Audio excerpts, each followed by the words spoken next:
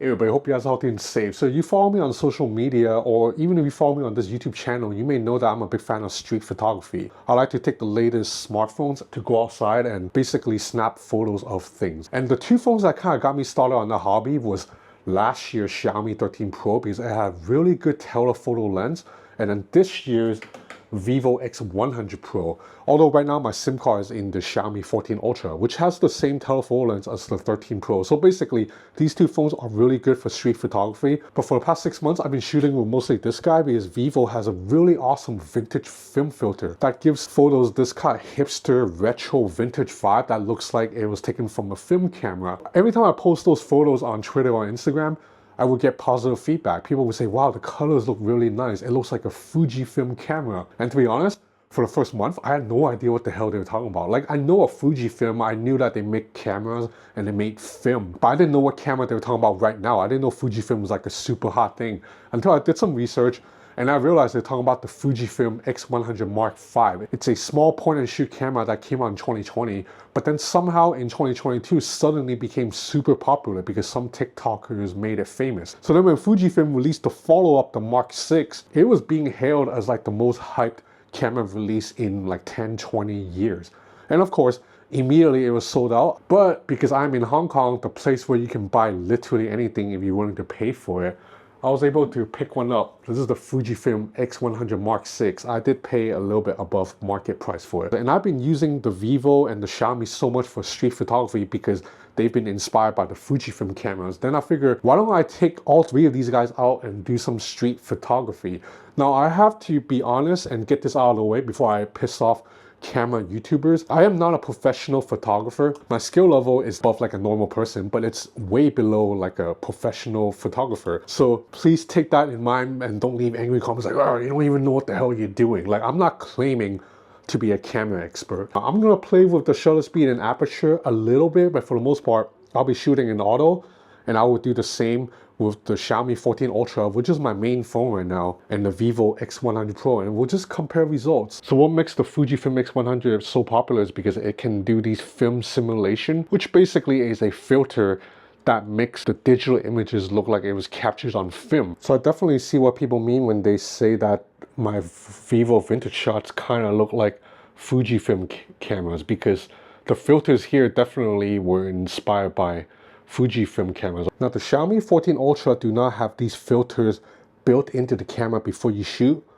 but there is a street photography inspired mode called fast mode that allows you to shoot at more popular focal lengths like 35mm, 50mm, 85.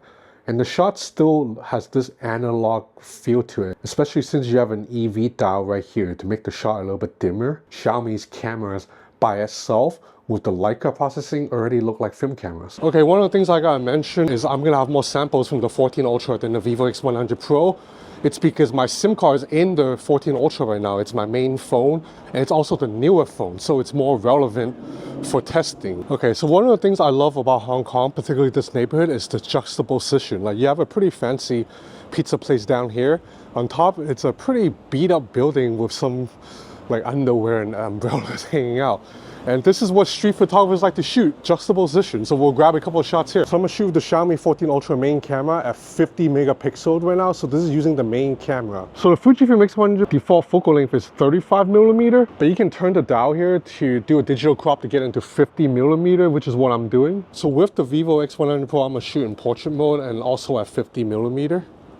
So one thing you'll notice is that the Fujifilm X100 Pro will sometimes blow out highlights, or the shadows will be very dark because it is a real camera. It doesn't have the digital processing of a smartphone. Smartphones apply heavy HDR, multi-image stacking that will produce a better dynamic range. Real film cameras cannot do that, and that's how cameras used to look. Like, you have to choose between exposing the sky or exposing the shadows. And the one thing about the Xiaomi 14 Ultra is I think it's trying to recreate that look. That's why the 14 Ultra sometimes blow out the skies. Whereas Vivo, everything is always perfectly balanced, which looks great on Instagram, but a lot of real photographers say the shot looks a little bit artificial, looks a little bit processed. It really depends on what you like.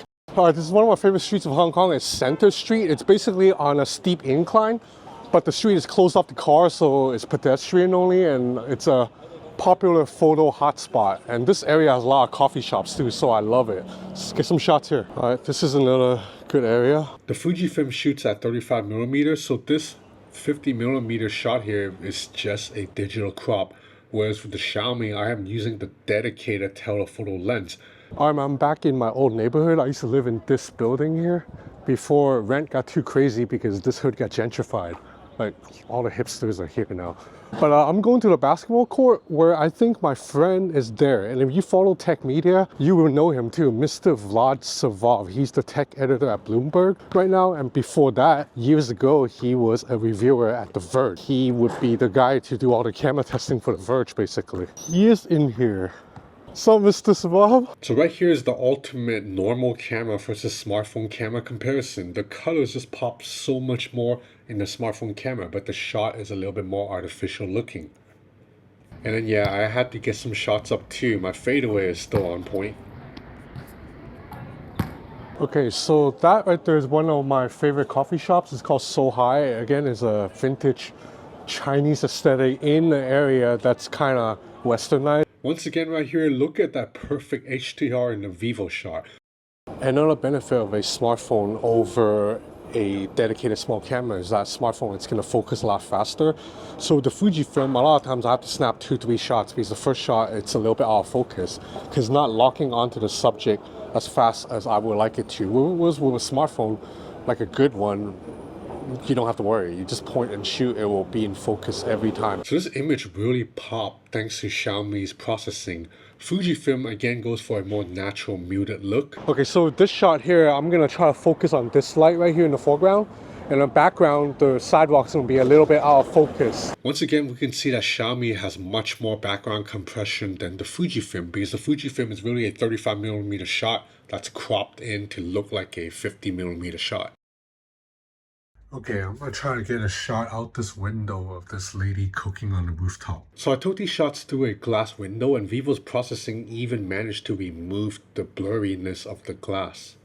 Test some low light shots. So the Fujifilm has a much larger image sensor than what's in the Vivo X100 Pro and the Xiaomi 14 Ultra. I mean, these are large sensor phones, but ultimately still can compare it to a dedicated camera. I mean, just look at the size difference. So I think Fujifilm shots are gonna be a lot brighter, and I'm just gonna shoot in default without even doing any exposure adjustments. We'll start with a selfie, but with the main camera, obviously. Once again, we're seeing a difference between smartphone multi-stack processing and a normal camera processing. And check out Vivo's uncanny HDR. All the lights are perfectly exposed, whereas Xiaomi and Fujifilm blew out the highlights because it's a challenging shot.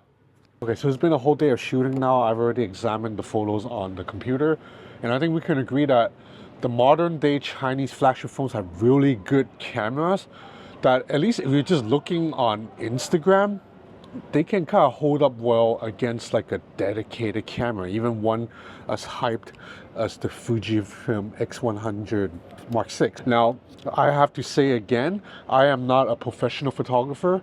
I shot mostly on auto, so there's a lot of stuff you can play with the camera, such as changing like ISO, changing shutter speed, changing aperture to get slightly better shots. And obviously, because this has a larger sensor, if you take the photos on a big monitor, blow it up to like 100% and pixel peep, you're gonna see more details here than in Xiaomi and Vivo shot. But ultimately, the smartphone camera processing is no joke. Like Vivo's HDR is just unbelievable. Like that camera never blows out any lights. Basically, you can point and shoot anywhere and it'll be perfectly exposed every time. Whereas with a Fujifilm, you kind of have to tweak settings and all that. But that's a lot of the fun with cameras. Particularly with Fujifilm, people like it because it has a very tactile experience.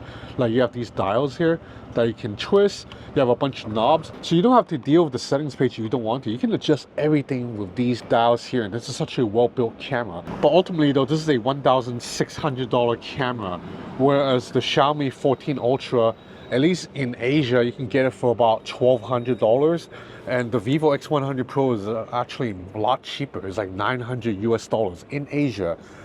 And I think when you consider the fact that these two guys can do like a million more things than the Fujifilm, you know, this guy is not just a camera, it is my entertainment machine, it's my communication machine, it's my alarm clock every morning. I work on it. So when you consider that, it really doesn't make sense for a lot of people to buy a dedicated camera unless they are an enthusiast. And to be honest, a lot of people now buy the Fujifilm almost as a fashion accessory. Like today, in that trendy area of Hong Kong, I was walking around and everyone was carrying around a camera on them. So like, it's like an aesthetic thing. And this guy definitely looks good. It's a cute camera, but if you're trying to save money, you can just get something like a Xiaomi 14 Ultra, and this guy can approximate like 80-90% of what this guy can do, plus it can do a million other things. And that's why I always think smartphones actually aren't that expensive. I think people just take smartphones for granted. Like for example, this guy, it's about $1,600 in Europe, and all the Europeans are complaining it's so expensive. But $1,600 for this, and all the camera YouTubers say it's a great deal, even though this guy can do one thing. This guy can do a million things. But I'm probably biased because I'm ultimately a fan of smartphones. I think these devices are just so polished and can do so many things. But yeah, that's about it for this video. Like I said, I concede I am not pushing the Fujifilm to its maximum capabilities, but in just point and shoot situations, this camera's good, but this guy and the Vivo can get up to like 90% of that, and it has a much more versatile focal range too. Yeah, so I hope you enjoyed this content. If you did, please consider subscribing to my channel. It would help me a lot. I'm gonna have more content coming up, including I believe some new Apple products pretty soon, so stay tuned. That's it for now. Thanks for watching.